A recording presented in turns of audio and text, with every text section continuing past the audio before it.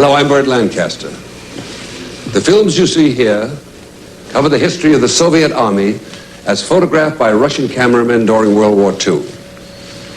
Now, these particular reels against this wall show how, after the Soviets won back their own country, they pushed westward to release Romania, Bulgaria, Hungary, Czechoslovakia, Albania, and Yugoslavia from German occupation.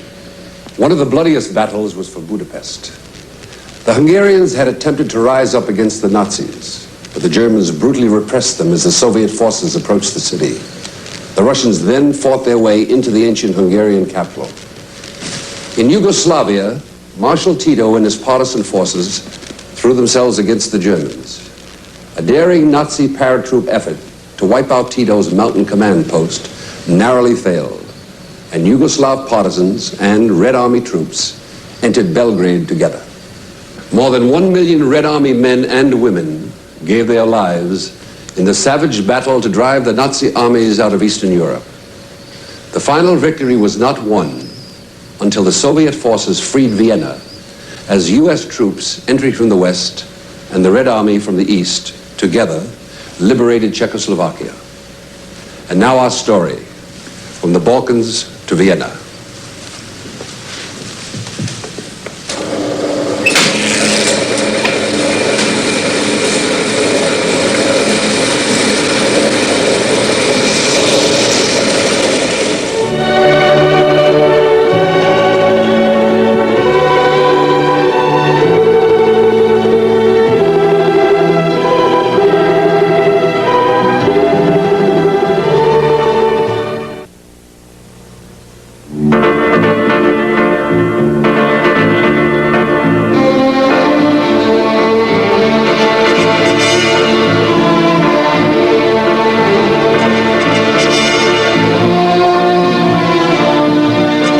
Still falling when the spring of 1944 came to the Carpathian Mountains.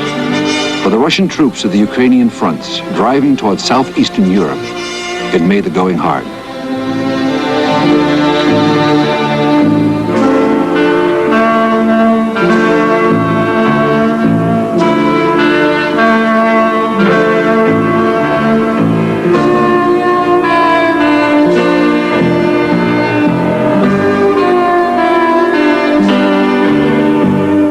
Army lay Czechoslovakia, Romania, Bulgaria, and Hungary, and beyond them, Vienna.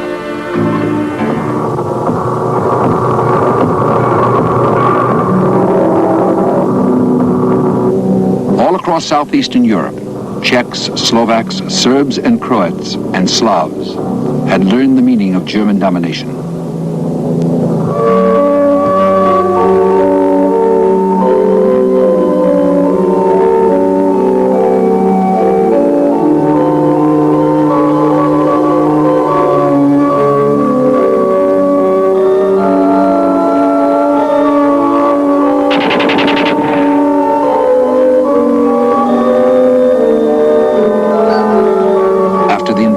Came the questioning.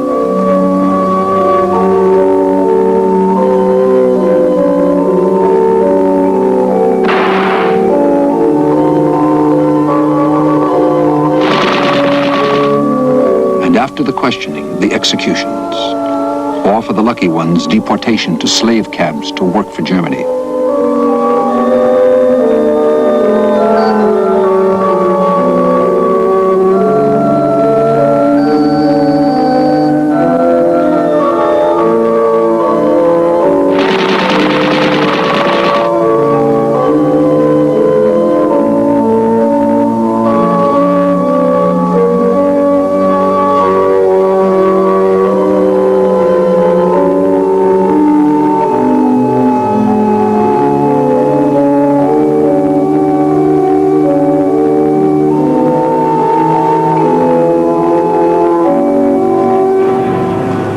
That was the meaning of Hitler's new order.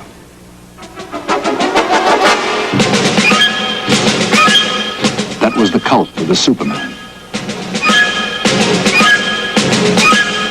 That was the mark of the 1,000-year Reich.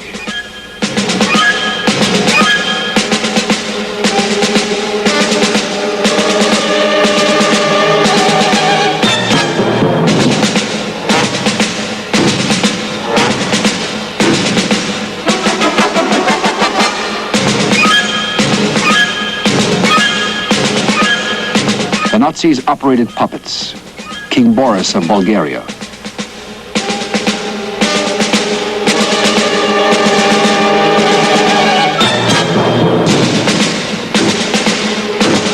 Admiral Horthy, dictator of Hungary. Antonescu of Romania. Their days of glory were almost over.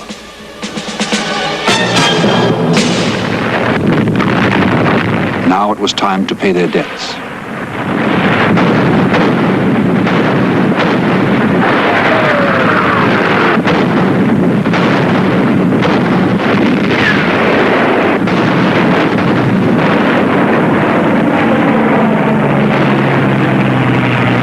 Fall of 1944, the Red Army assumed the offensive along a front stretching from the Carpathians to the Black Sea.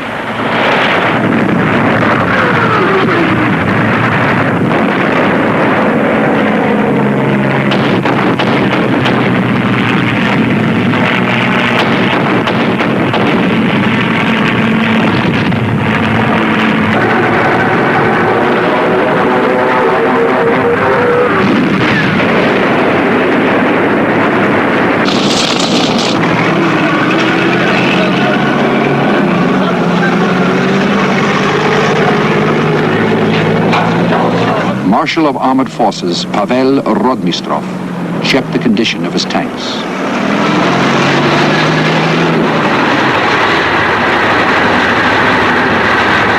During the first weeks of August, the Soviet armies, given the mission of liberating the Balkans, moved into their assault positions in the foothills of the Carpathians.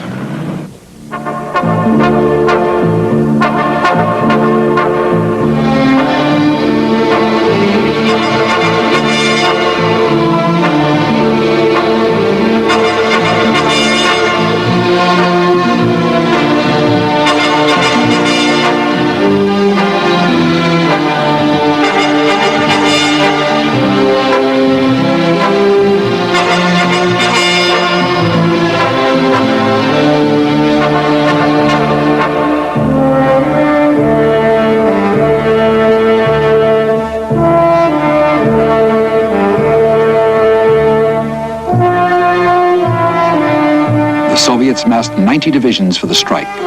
Facing them were 47 German and Romanian divisions.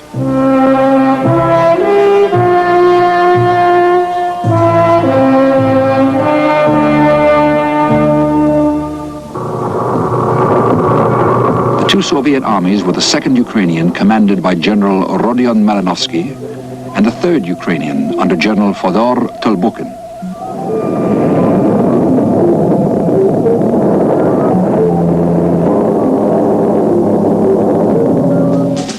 Between them, Tolbukhin and Malinovsky mustered 1.25 million men and 1,800 tanks.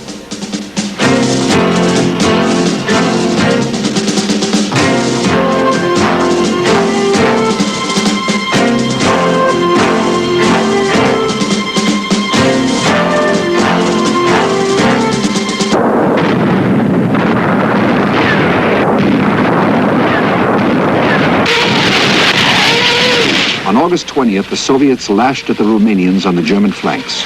Soviet spearheads drove for Iasi and Chisinau.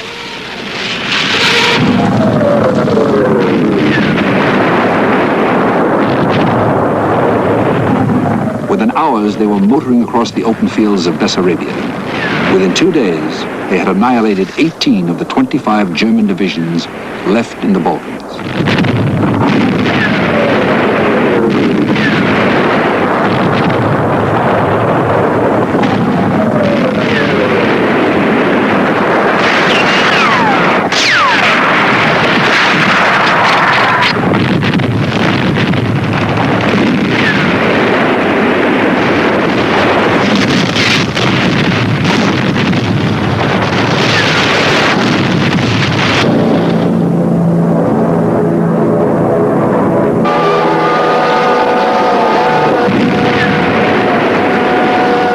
Air Force harrying deep inside the German lines, escape was almost impossible.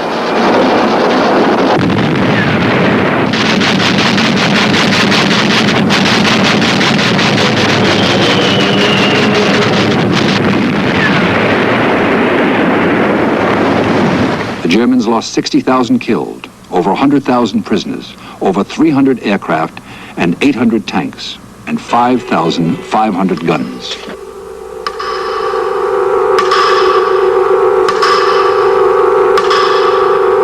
For many, there was only one conclusion.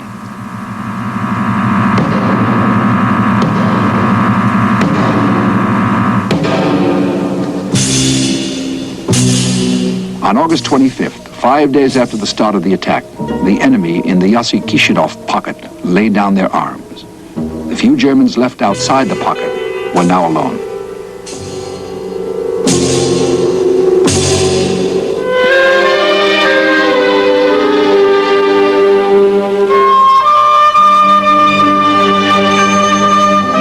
The Romanian peasants were free once more to follow the pursuits of peace.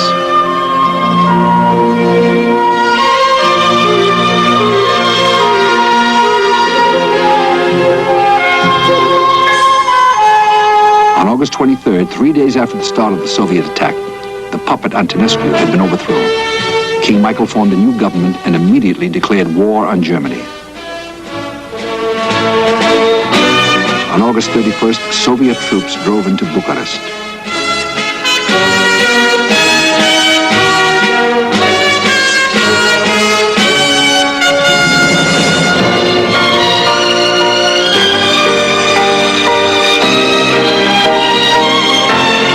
In the fight for Romania, the Soviets had paid a great price, 69,000 dead.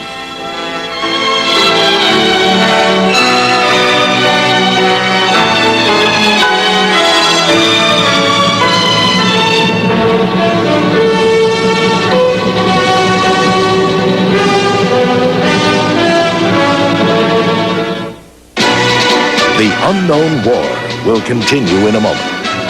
A&E now returns with From the Balkans to Vienna. For what was left of the war, the Romanian army would fight on the Soviet side. After 4 years of fighting against the Russians at Stalingrad and in the Crimea.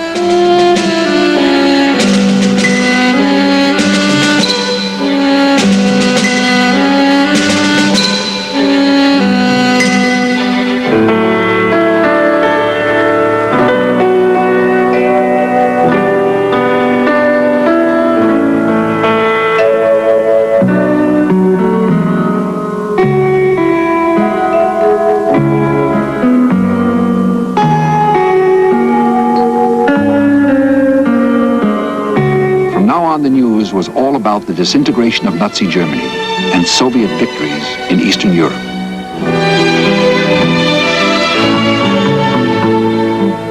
Almost at once, the Romanians formed a popular government aligned with the Soviet Union.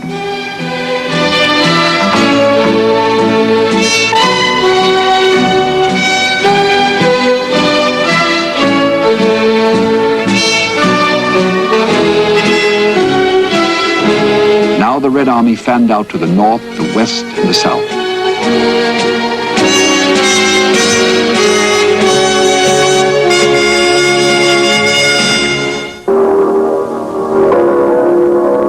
The Red Army's way was open to Bulgaria.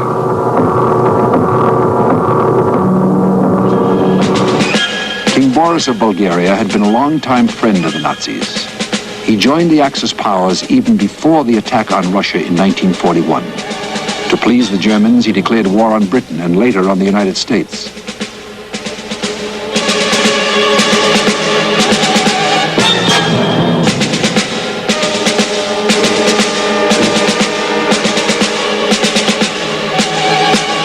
The signature surrendered Bulgaria to the Nazis' execution squads.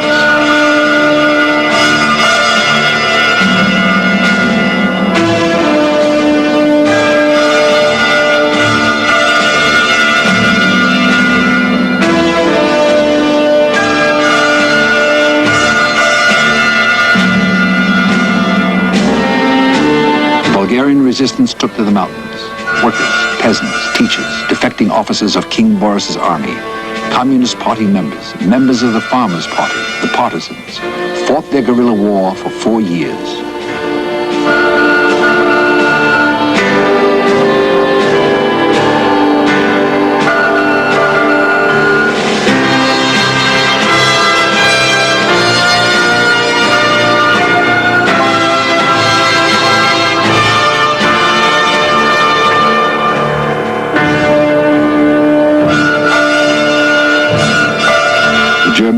their standard answer.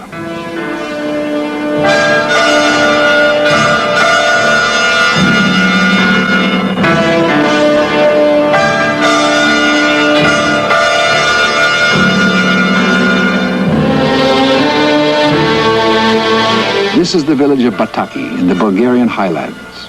The Germans shot every male in the village.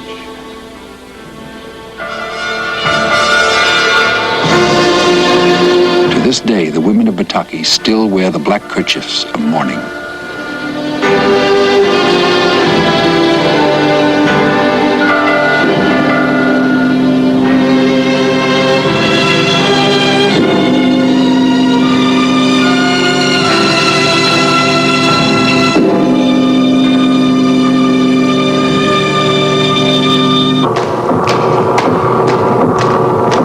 Hedging his bets, King Boris had never declared war on the Soviet Union.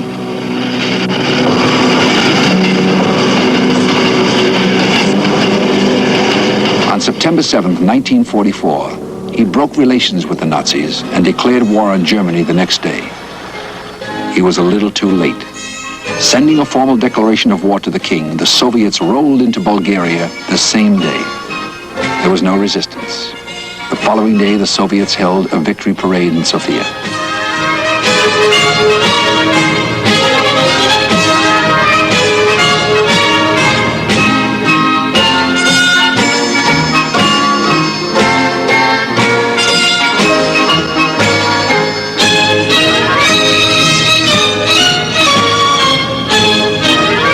Partisans came out of the mountains to celebrate, to claim their inheritance.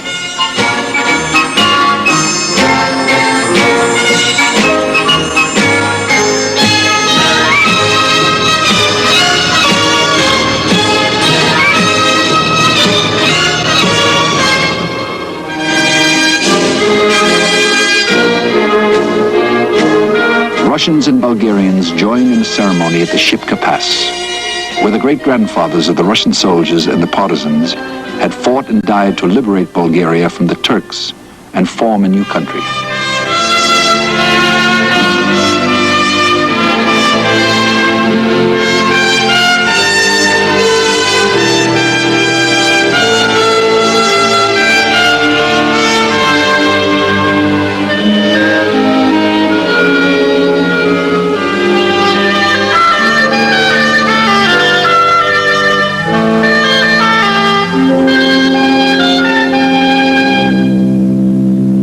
The German assault on Yugoslavia had begun on April 6, 1941.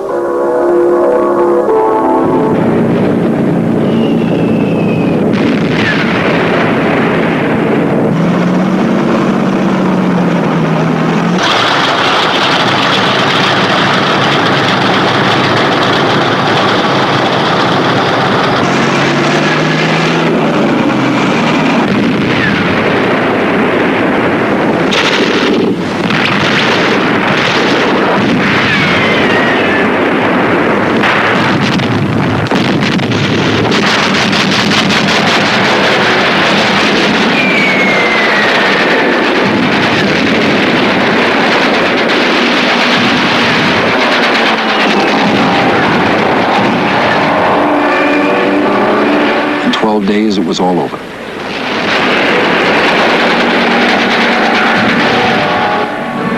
Darkness fell on Yugoslavia.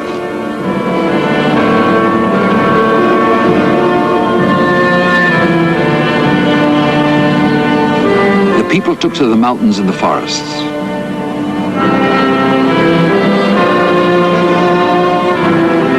By the end of 1941, the resistance had spread throughout Serbia, Montenegro, Slovenia, and Croatia.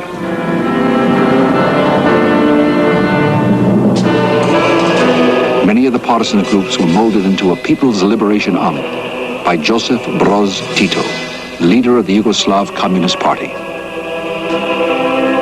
It became a formidable force, armed in large part by weapons sent from America and Britain.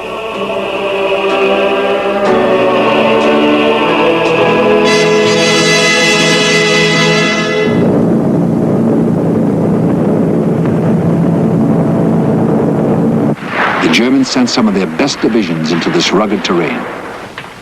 They did not succeed in crushing the partisans.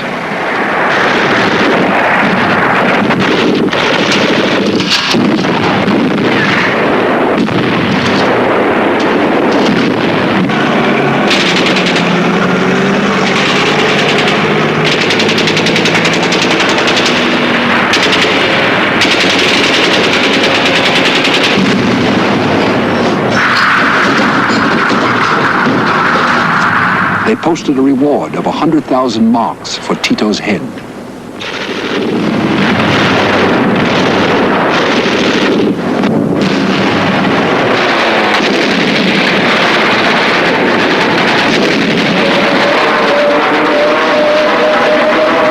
Frustrated and impotent against the partisans, the Germans took the only course they knew.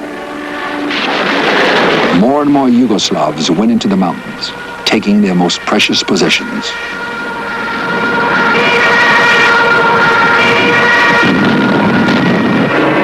Behind them was massacre.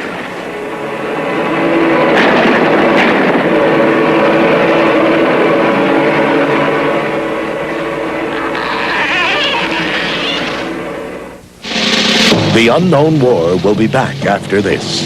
And he now returns with From the Balkans to Vienna. Wherever the Germans were able to move in Yugoslavia, they imposed the new order, the rule of terror.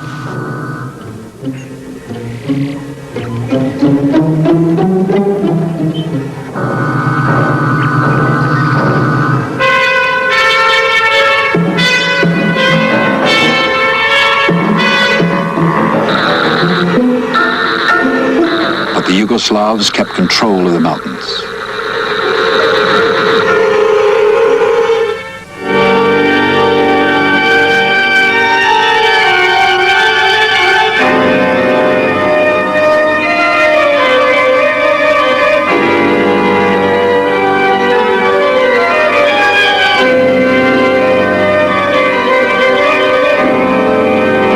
Yugoslavs' resistance was heroic. They were fighting not only a merciless enemy, but the savage elements themselves. Slowly, painfully, at great cost, the Yugoslavs began to liberate their own land.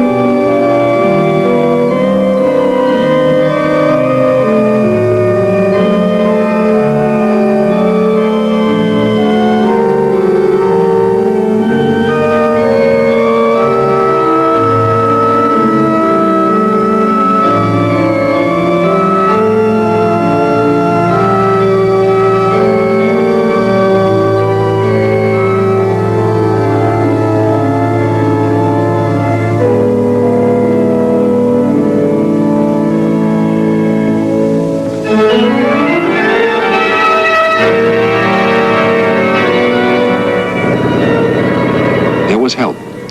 Allied planes brought guns, ammunition, medical supplies, and took out the wounded.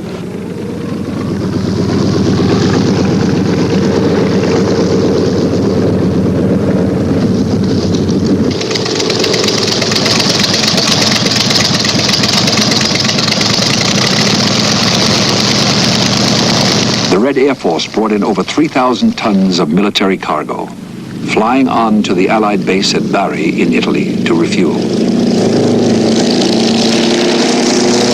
It gave the partisans hope.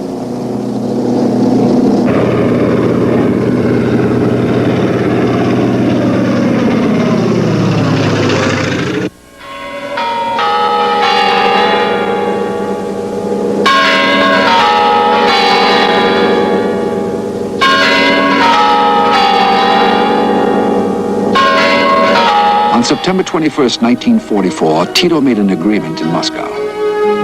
It allowed the Red Army to pass through eastern Yugoslavia to attack Hungary.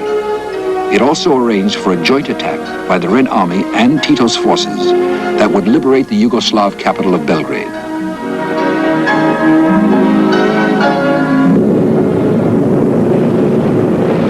week later, on September 28th, the drum fire rolled. Marshal Tolbukin's 3rd Ukrainian Army struck with all its force.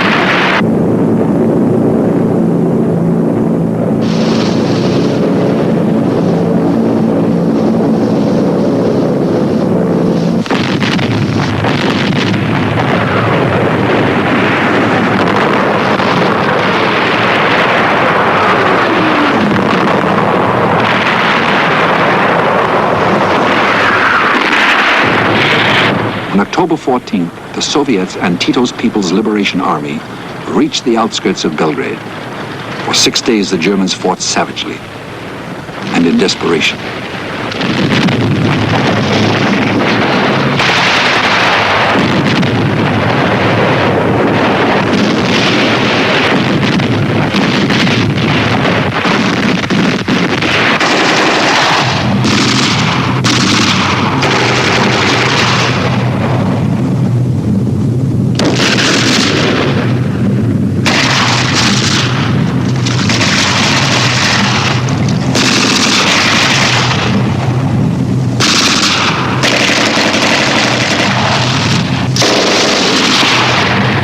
Street by street, block by block, the Germans were forced out.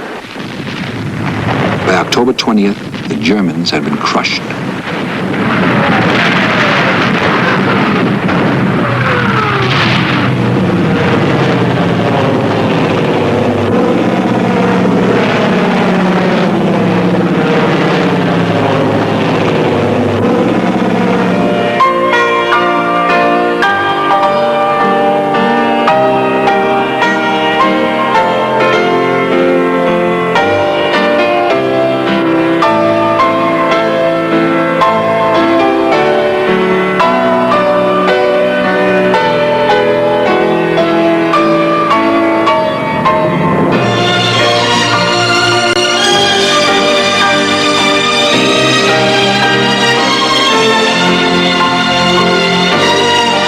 Tito said, without the Soviet Union, it would have been impossible to win over the Nazi invaders. We shall never forget the many thousand Soviet heroes who, in the course of this struggle on the battlefields of Yugoslavia, together with our soldiers, shed their blood and sacrificed their lives.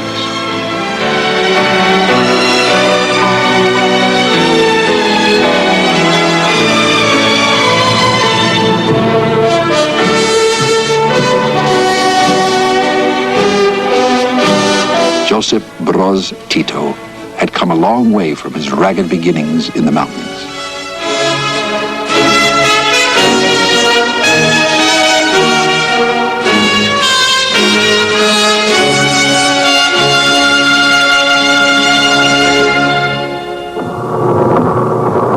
Now it was Albania's moment.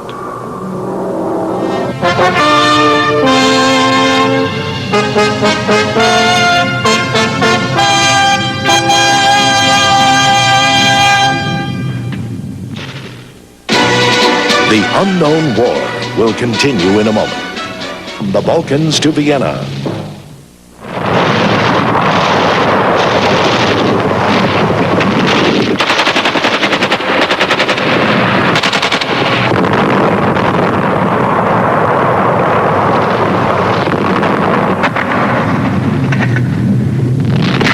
The Albanians fought in isolation, fiercely in the mountains.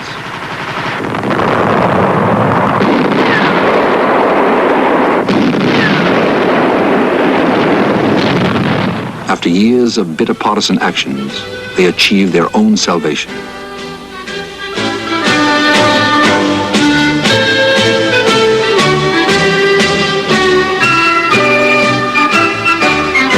No Soviet ground troops entered Albania, but Soviet supplies and the Soviet successes elsewhere were crucial.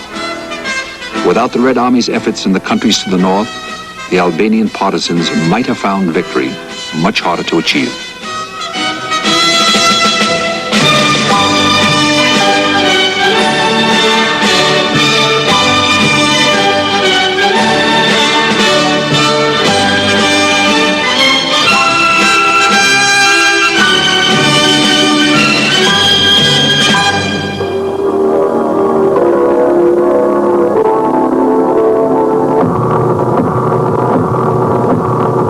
The next objective was Hungary.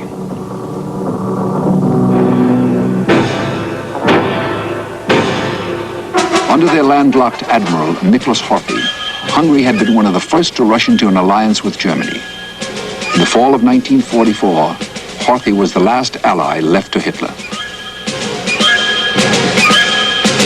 Never overly solicitous toward his friends, Hitler occupied Hungary in the path of the Red Army advance. The Germans arrived in great force.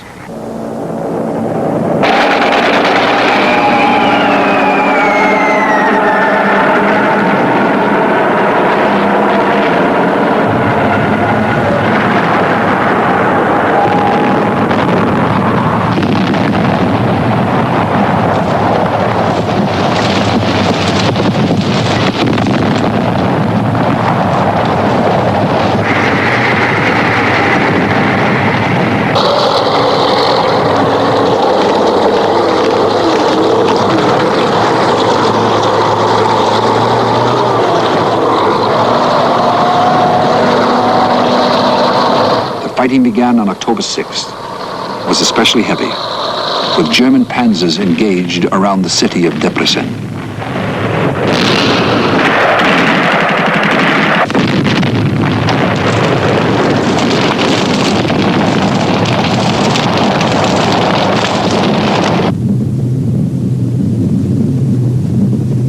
By October 29th, the Germans in Budapest were surrounded. That day, the Soviet command sent a peace envoy, Captain Ostapenko, into the city to negotiate surrender. Callously, the Germans killed him.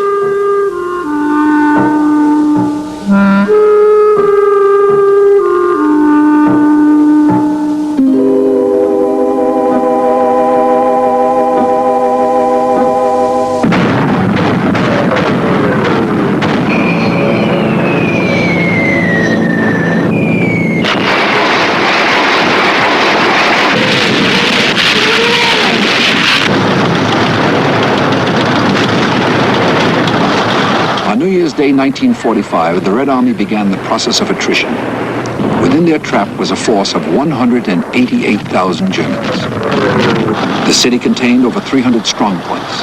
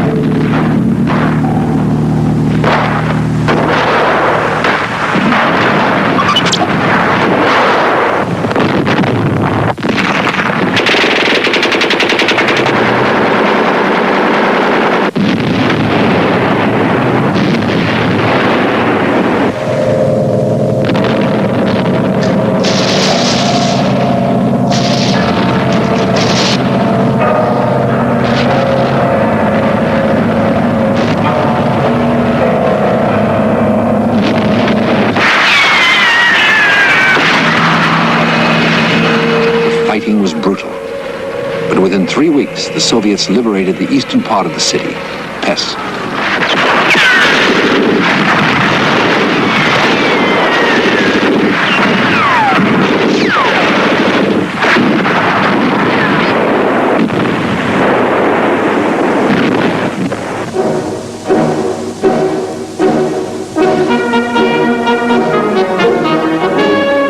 Marshal Malinovsky, commander of the 2nd Ukrainian Army, enlisted the services of captured German generals to pinpoint the Nazi positions on the west bank of the Danube in Buda.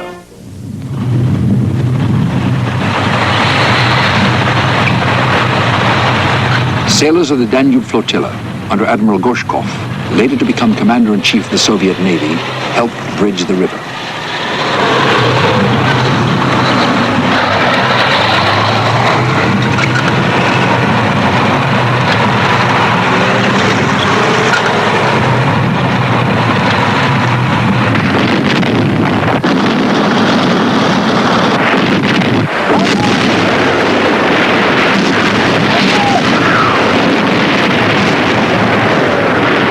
By February 18th, Malinovsky's men had broken into Buda.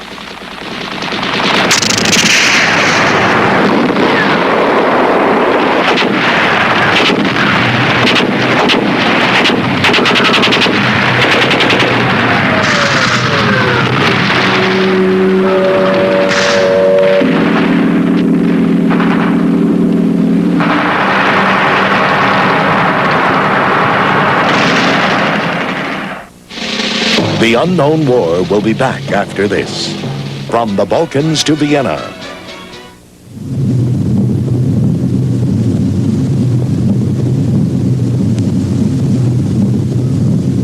The citizens of Budapest were able to come home.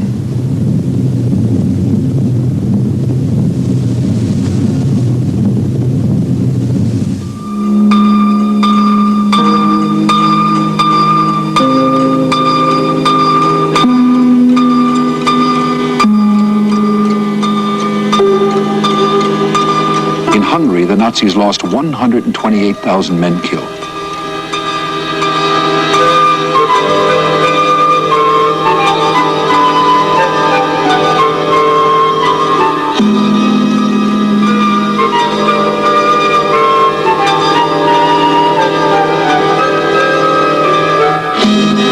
$138,000 gave themselves up.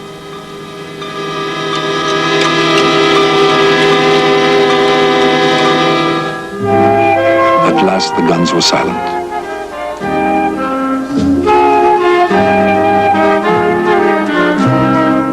For the Red Army, there was a brief respite among the ruins. 140,000 of their comrades had died in liberating Hungary.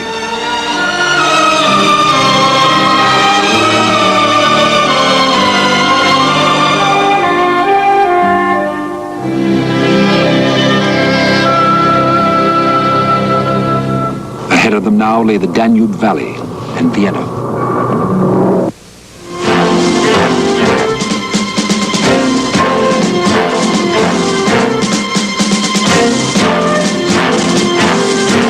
Marshal Fyodor Tolbukin, commander of the 3rd Ukrainian Army, made his dispositions. He appealed to the citizens of Vienna to remain calm.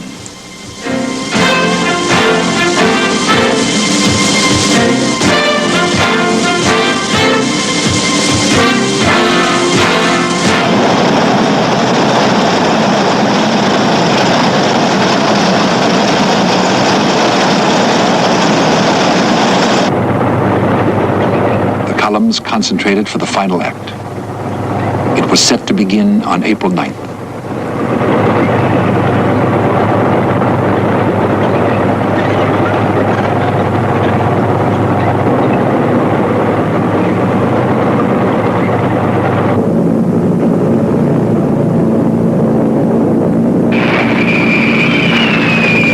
The assault came from the air, from the great river, from the land.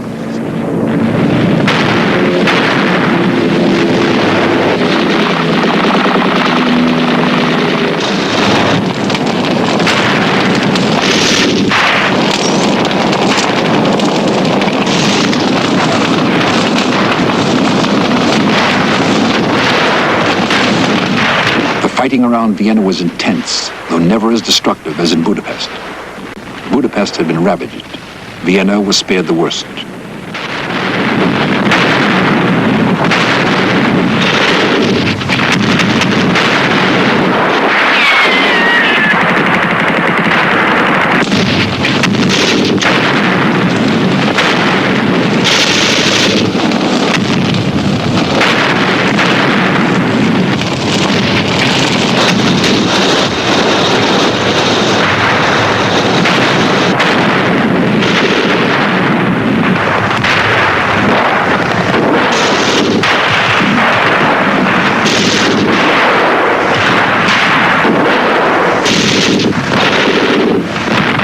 Despairing, the Germans fought on for a week. But on April 13th, 1945, they finally gave up. It was surrender or annihilation.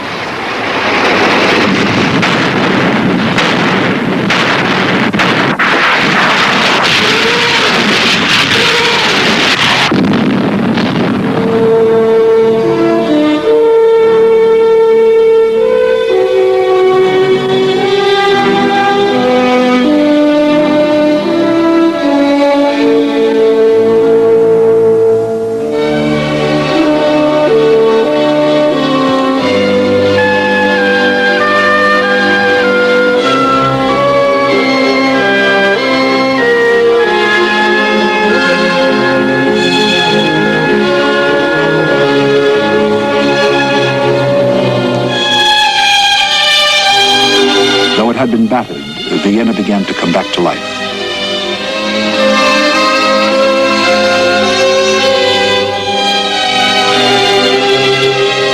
The city of Mozart, Liszt, and Strauss revived, but much changed.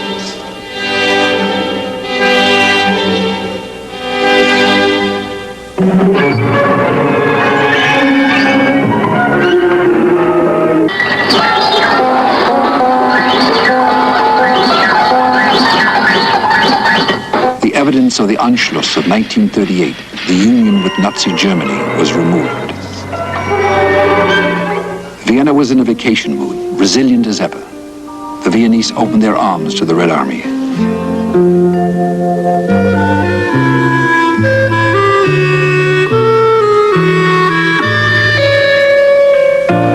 The refugees began to stream back into the city.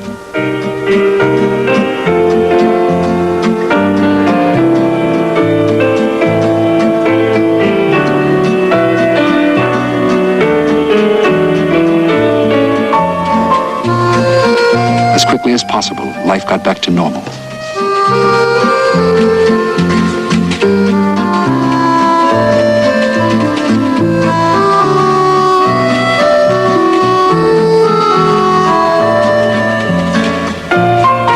Red Army engineers went to work bridging the Danube.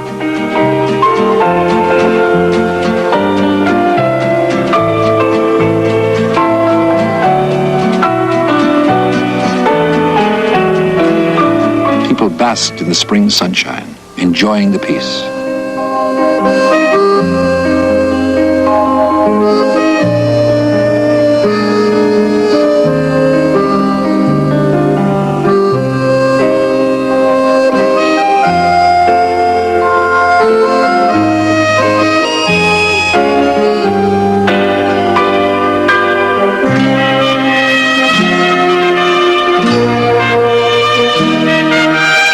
Marshal Tolbokin attended ceremonies to celebrate the rebirth of Austria as a sovereign state.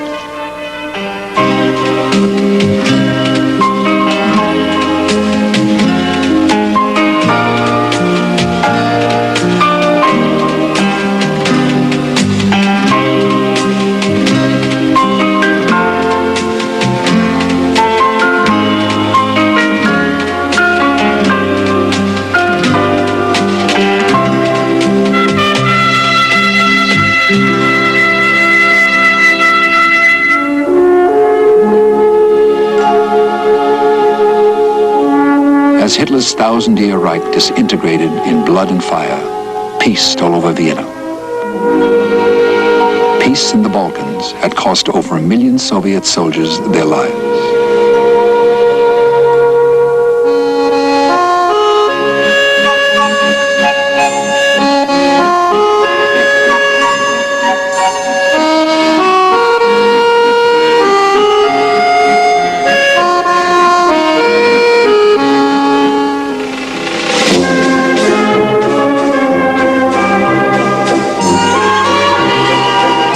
Army's orchestra played its first waltz for a Vienna at peace. Even as its notes were beginning to soothe the anguish, elsewhere the Soviet soldiers were continuing the unknown war.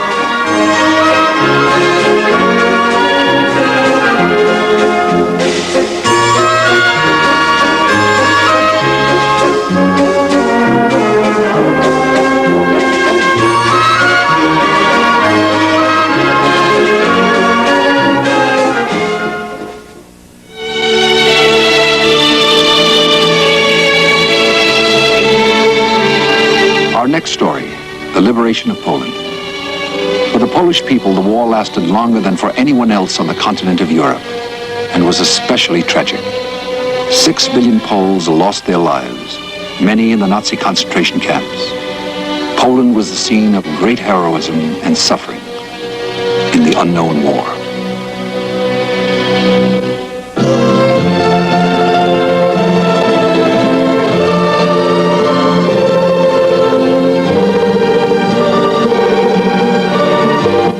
Wednesday on Our Century, Lenin's reign raises red flags of terror on the Russian Revolution. Later on Living Dangerously, a daring alpine climb turns a young man into a living legend in Trilogy for One Man, all Wednesday on A&E. Now stay tuned for Art in the Third Reich on A&E Premieres. Next.